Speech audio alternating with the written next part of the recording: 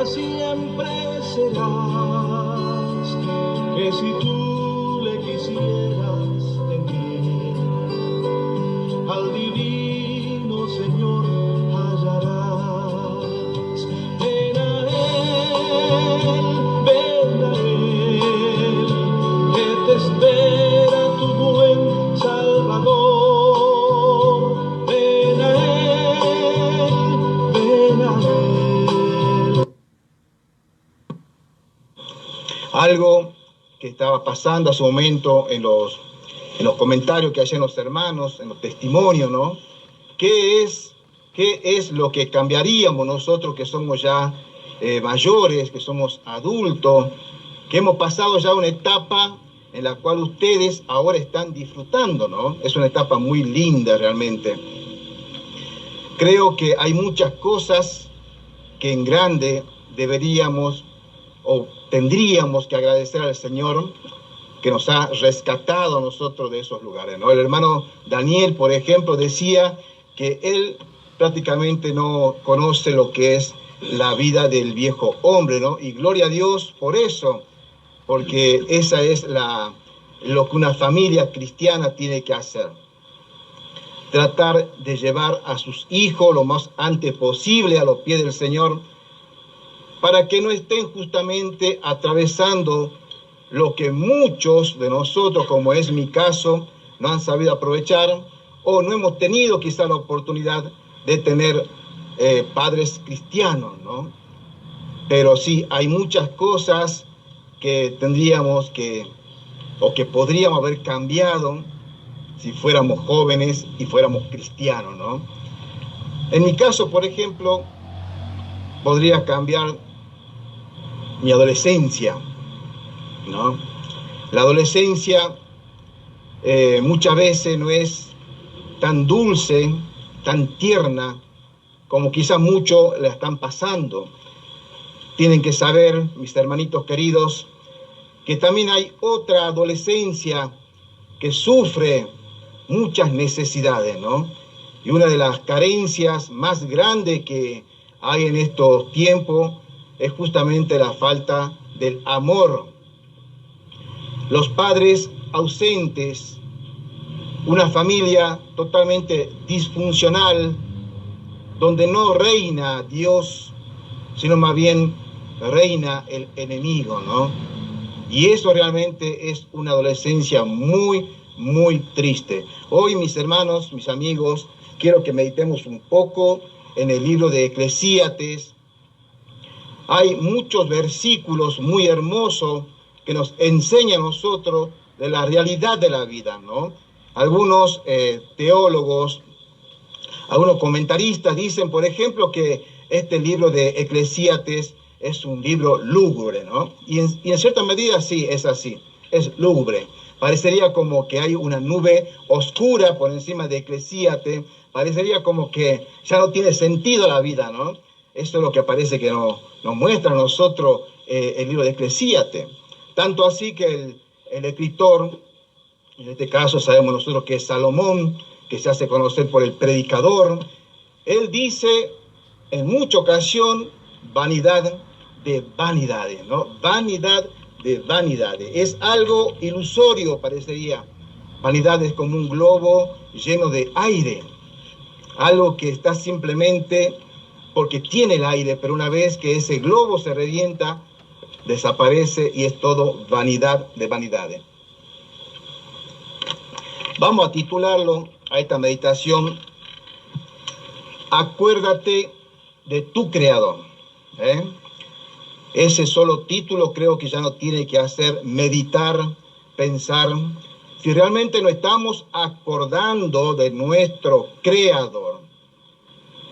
Ahora en joven, en niño, en grande, siendo cristianos, o quizás entre nosotros todavía algunos que no hayan nacido, pero nos estamos acordando realmente de nuestro Creador.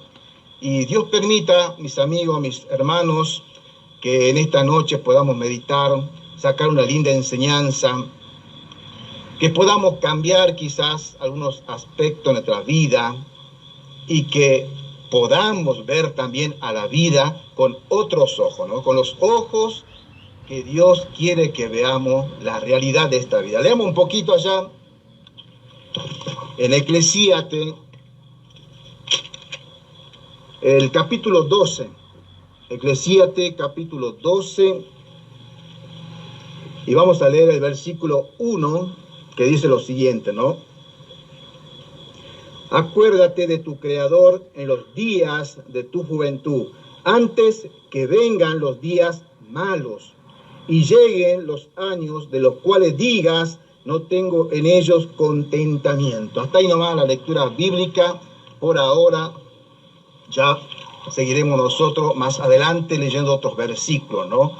¿Qué es lo que vemos acá nosotros? Un consejo que da el predicador, ¿no? En este caso, Salomón, el rey Salomón, aconsejando tanto a los jóvenes como a los grandes, ¿no? Porque este versículo no solamente lo podemos aplicar para los jóvenes. Acuérdate de tu Creador, ¿sí? Nosotros podemos ver, o podríamos sacar tres propósitos, tres propuestas que el predicador nos está dando a nosotros para que podamos tener una vida y acordarnos constantemente del Señor en todo momento, ¿no? La primera propuesta que nos hace el libro de Eclesiastés es presentarnos a nosotros esos aparentes ciclos en la vida de todos los seres humanos, también nosotros, por supuesto, de los creyentes, esos aparentes ciclos en la vida que son imprecisos, ¿no? Esos ciclos que muchas veces nos hace tambalear a todos nosotros. Debemos de saber, mis amigos, que no porque seamos hijos de Dios ya tenemos todo resuelto. Eso lo sabemos, ¿no? Sobre todo los mayores, ¿no? Y los jóvenes también tienen que comenzar a comprender que no porque sean cristianos tienen todo resuelto. Hay en la vida ciclos que lamentablemente, o a veces no, para la gloria de Dios, son imprecisos.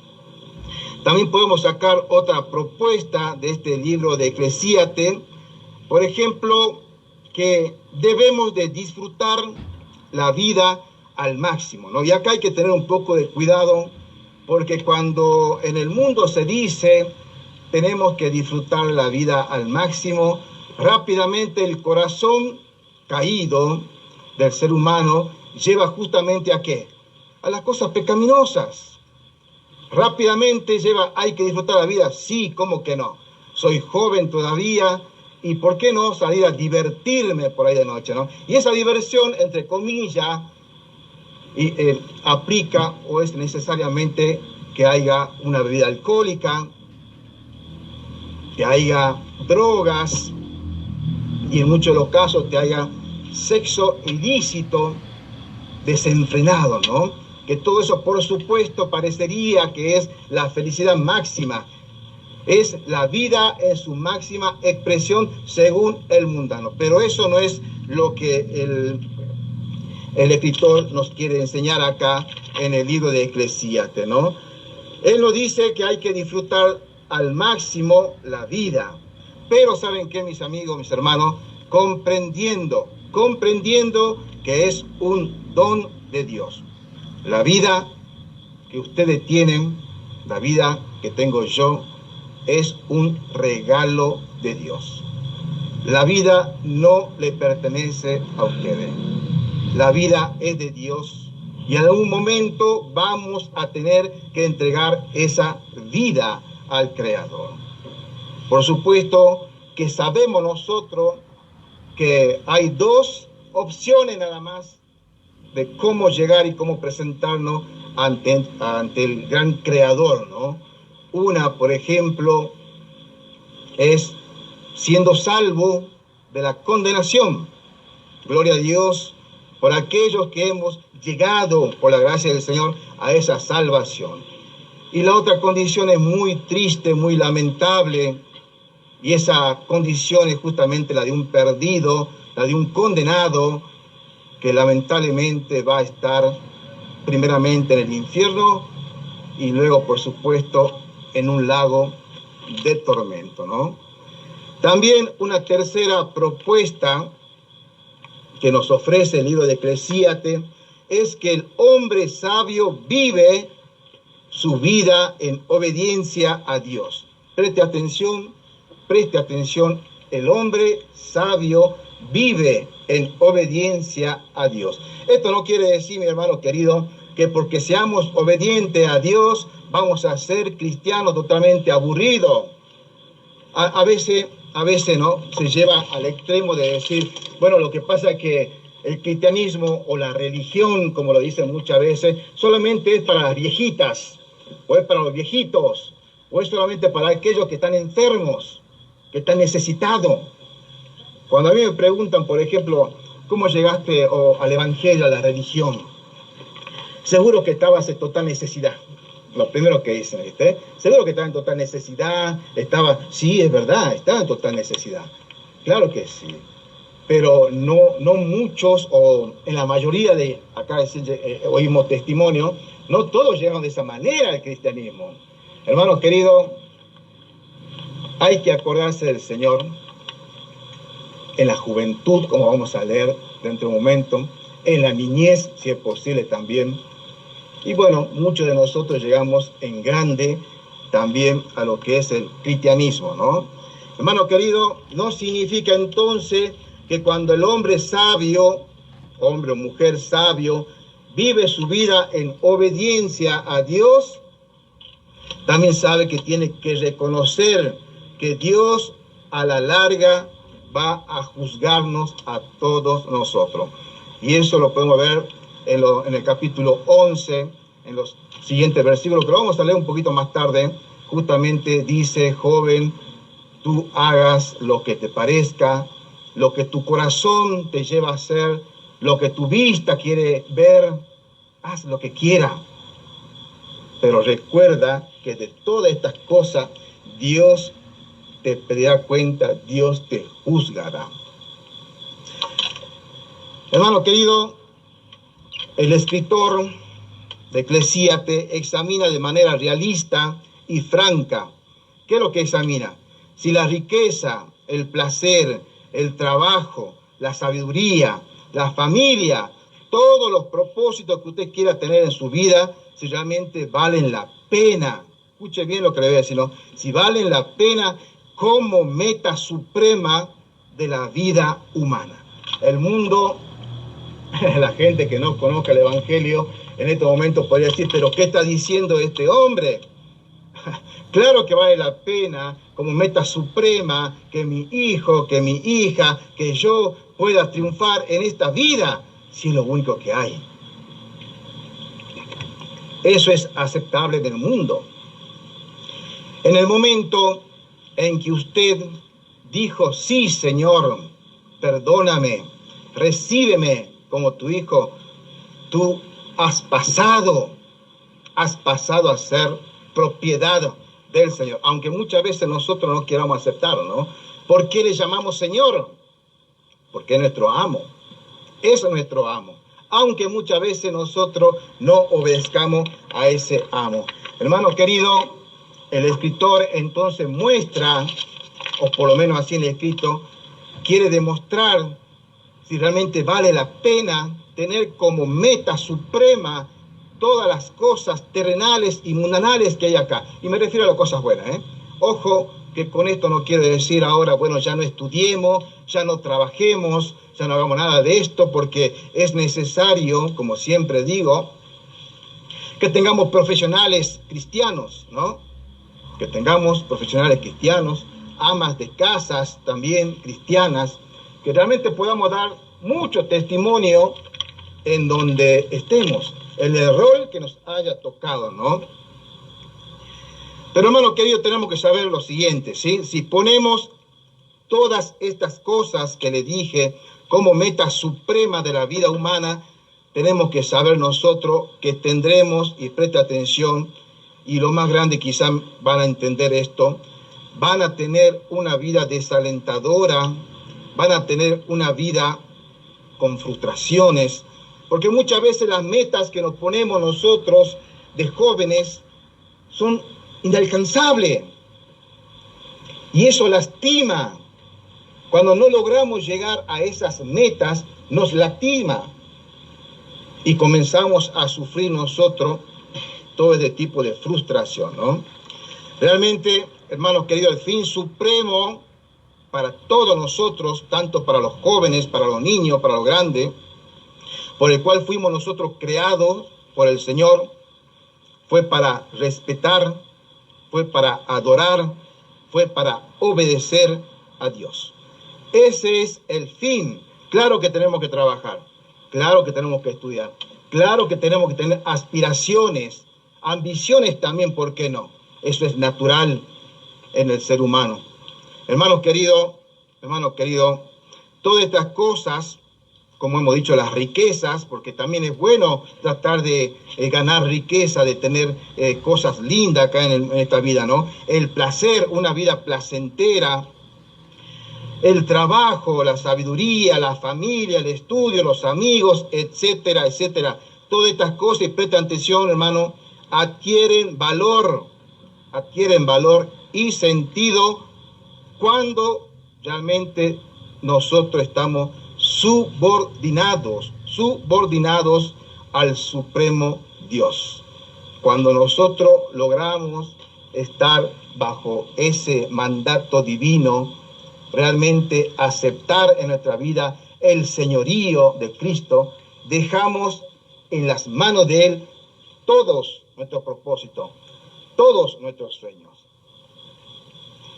Cuando logramos hacer eso, realmente vamos a comenzar a tener una vida agradable. Vamos a lograr a vivir una vida en su máximo esplendor, ¿no?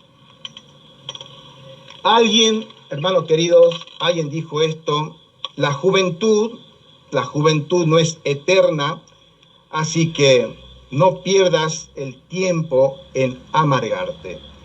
¿Qué hay a veces en los jóvenes que le amargan, ¿no? ¿Qué hay? ¿Qué puede haber en los jóvenes? Bueno, a veces el joven se amarga porque no tuvo la dicha de tener una buena familia. Quizás el joven no tuvo un padre, una madre que lo sepa guiar. Quizás no tiene las comodidades necesarias, ¿no? ¿Y qué puede amargar a un hijo que quizás está en muy buena posición? ¿Qué hay que amargue al joven? El joven, hermano querido, tiene que ser, o es por lo menos, el reflejo de la alegría, ¿no? Le sonríe a la vida el joven, por lo menos eso debería de ser, ¿no? Aunque muchas veces vemos nosotros en la calle rostros de jóvenes que más parecen ancianos de 60 años que han vivido todo en su vida, ¿no? Este versículo nos dice bien clarito a nosotros: acuérdate de tu Creador, ¿sí? Hermanos, ¿en qué momento debemos de acordarnos de nuestro Creador, sí? Tú tienes que acordarte de tu Creador cuando estés triste. ¿Cuántos de aquí, siendo jóvenes, sienten esa tristeza? Por diferentes causas, ¿no? Hay momentos de soledad, hay momentos de angustia, hay momentos en que no podemos ni siquiera soportarnos nosotros mismos. Por cualquier motivo, en ese momento tenemos que acordarnos del Creador, ¿no? Joven, hermanos, acuérdense de su Creador cuando creas que nadie te quiere. ¿Alguna vez sintieron eso? Nadie me quiere. Nadie me quiere, ¿no? Qué triste. Pero acuérdate de tu Creador en ese momento. El Señor ha entregado su vida en aquella cruz. Y lo hizo por amor a cada uno de los que estamos aquí. Eso es más que un amor. Yo creo que ninguno de nosotros podemos entender tamaño amor que ha tenido nuestro Señor Jesucristo y el Padre, ¿no? Que entregó a su unigénito a morir en la cruz. Cristo murió por aquel asesino, por aquel violador. Si Hitler, uno de los personajes, ¿no? Tremendo de la historia, se hubiese arrepentido, nosotros lo veríamos en el cielo. Y diríamos mucho, pero ¿cómo puede ser, Señor, que perdones a este criminal? Diríamos, ¿no? Porque no comprendemos el amor de Dios. E incluso no vamos tan lejos. Sabemos que en la cárcel hay personas que han cometido crímenes terribles, ¿no? Pero nuestro corazón a veces no quiere perdonar, no quiere aceptar de que esa persona fue redimida por el Señor. Ese es el amor de Cristo. Así que, joven, cuando te sientas triste, cuando creas que nadie te quiere, recuerda que el Señor ha dado su vida por ti, ¿sí? Acuérdate también de tu Creador cuando sientas que no vale nada, cuando sientas que no vale nada, cuando la sociedad te haga sentir nada, porque quizás no tiene lo que la otra gente tenga.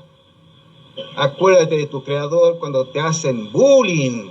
Qué cosa más terrible, qué daño psicológico y espiritual que causa, ¿no? A muchas personas. Ustedes saben, ¿no? Ustedes saben que hay niños, bueno, que alguna vez fueron niños y ahora son personas grandes y que por causa de haber sufrido bullying en la escuela, esas burlas crueles, ¿no?, que le hacen, hoy en adulto sufren mucha amargura. No se pueden desarrollar como padres, tienen tristeza en su corazón, solamente porque se le burlaron en el colegio, solamente porque le mostraron un defecto físico que tenía quizás, ¿no? Algo de eso. Así que si alguno de ustedes, jóvenes, niños, sufren este tipo de abuso, acuérdate de tu Creador, ¿sí? También acuérdate de tu Creador cuando creas no tener futuro, ¿eh? Incluso cuando te dicen no tienes futuro. Tú no tienes futuro. A veces los mayores, a veces los padres cometemos ese error, ¿no? A veces inocentemente, inconscientemente, por querer alentar, pero cometemos a veces ese horror también, de decir tú no tienes futuro, tú no puedes hacer nada, ¿no? Eso es como un puñal. Es un puñal que atraviesa el alma de ese niño que crece con la voz de esa persona que le dice tú no tienes futuro. Pero acuérdate de tu Creador, hermano, hermana. Acuérdate de tu Creador cuando te abandonen. ¿Cuántos de aquí han sentido el dolor del abandono? A los mayores yo le pregunto, ¿cuántos han sentido ese dolor? No es solamente un abandono físico, no es un desapego de la persona que no lo vemos más. Hay un mensaje detrás de ese abandono. Alguien dice, es que me dejaron porque no me quieren. Es que me dejaron porque no soy digno de esa persona. Es triste, es lamentable el abandono, porque hay lo que es un abuso emocional, hay un abuso espiritual, lastima el alma y es muy difícil de sanar, que incluso muchos de nuestros hermanos en Cristo que han sufrido este tipo de abandono en la niñez, hoy todavía siguen con esas secuelas, ¿no? Hermano querido, acuérdate de tu Creador, ¿saben cuándo? Cuando te inviten a pecar. Acuérdate de tu Creador cuando te inviten a pecar. Hermano, también acuérdate de tu Creador cuando todo te salga bien. Cuando todo te salga bien. Cuando recibas lo que querías tener. Acuérdate del Creador. Es una frase muy fuerte, muy potente la que ha dado aquí el predicador, Salomón aquí en Eclesiastés, ¿no? Y los versículos continúan diciendo, acuérdate de tu Creador ahora que tú eres joven. ¿Por qué será que el predicador dice esto, ¿no? Este consejo, ahora que tú eres joven. Hace un momento oíamos los testimonios de los mayores, ¿no? Yo espero realmente que los más jóvenes hayan prestado atención. Ustedes jóvenes hoy tienen la mente fresca, tienen una vitalidad que ya muchas veces los más grandes no la tenemos. Tienen una esperanza nueva. Ustedes tienen el mundo por delante. Por eso es necesario que ahora recuerden, acepten al Creador como su Señor y Salvador. Muchos de nosotros hubiésemos querido también recibir al Creador, a nuestro Señor, en jóvenes, en niños. ¿Saben qué, hermanos queridos, hermanitos? Ustedes también tienen ahora la oportunidad de crecer en el Evangelio, como dijo el hermano Daniel a su momento, ¿no? Crecer en el Evangelio. La posibilidad de desarrollarse, de aprender mucho más que un hermano que viene ya de hace 40 años en el mundo, su mente no está tan fresca, quizás ya la capacidad física tampoco no le pueda dar, pero usted tiene la posibilidad de comenzar a expandir lo que es el Evangelio. ¿Cuántos de los jóvenes, yo quiero preguntarle esto, si quieren respondan, si no le responden al Señor, cuántos de los jóvenes, de los que están acá, han pensado en decir, bueno, yo me quiero preparar para ser misionero, yo me quiero preparar para ser pastor, yo me quiero preparar para ser esposa de un pastor, porque no es cualquier cosa ser esposa de un pastor, ¿eh? No cualquiera es esposa de un pastor. ¿Cuánto, mis hermanos queridos? Bueno, ahora tienen ustedes la oportunidad, tienen esa esperanza, tienen la esperanza, tienen el futuro de poder hacer las cosas totalmente diferentes a las que hicimos mucho de lo que hoy en día nos arrepentimos. Ya el Señor perdonó todo eso, pero nos hubiera gustado hacer de otra manera todo esto, ¿no? Terminemos con Eclesiastés 11. Leamos unos versículos, yo les invito a leer, hermanos, espero que tengan Biblias. Eclesiastés 11 y leamos versículo 9 y 10. Alégrate, joven, en tu juventud, y tome placer tu corazón en los días de tu adolescencia, y anda en los caminos de tu corazón y en la vista de tus ojos, pero sabe que sobre todas estas cosas que dice, te juzgará Dios, te juzgará Dios. O sea, ¿saben qué? Hagan lo que quieran, pero sepan que Dios le va a juzgar. Sepan que Dios le va a juzgar. Quita pues, presta atención, quita pues de tu corazón el enojo y aparta de tu carne el mal. ¿Por qué creen ustedes que hay muchos jóvenes que parece que se desayunan todos los días con vinagre, cara de amargado? ¿Por qué creen? Porque tienen un corazón enojado, están enojados con la vida.